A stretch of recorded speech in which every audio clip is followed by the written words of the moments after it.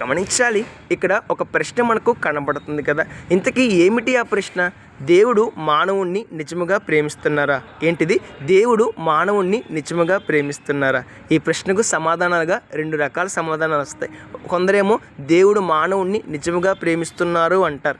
మరికొందరేమో దేవుడు మానవుణ్ణి ప్రేమించటం లేదు అంటారు. దేవుడు మానవుణ్ణి ప్రేమించే పని అయితే మానవునికి ఎందుకీ కష్టాలు, ఎందుకీ బాధలు, ఎందుకీ పేదరికం, ఎందుకీ సమస్యలు, ఎందుకీ ఇబ్బందులని మరికొందరు అంటారు. అయితే సత్యం ఏంటంటే దేవుడు మానవుణ్ణి ప్రేమిస్తున్నారు. శాశ్వతమైన ప్రేమతో దేవుడు మానవుణ్ణి ప్రేమిస్తున్నారండి.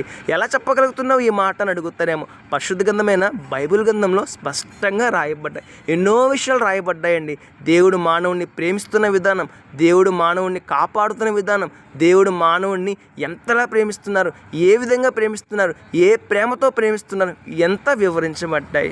ఎన్నో విషయాలు ఉన్నాయి. అయితే కొన్ని విషయాలను మీ ముందు పెట్టాలని ఆశపడుతూ ఉన్నాను. దేవుడు మానవుణ్ణి ప్రేమిస్తున్నారు అనడానికి సమాధానంగా కొన్ని విషయాలు ఉన్నాయండి. వాటిలో మొదటిది, దేవుడు మానవునికి ఇచ్చిన రూపము. మానవునికి మాత్రమే దేవుని రూపం ఇవ్వబడ్డది. ఈ లోకంలో ఉన్న ఎవ్వరికీ ఆ రూపం ఇవ్వలేదు. రెండవది, దేవుడు మానవునికి ఇచ్చిన ఆధిక్యత. అవునండి, మానవుణ్ణి ఈ లోకానికి అధిపతిగా దేవుడు నియమించాడు. మూడవది, దేవుడు మానవుని కాపాడుతున్న విధానం.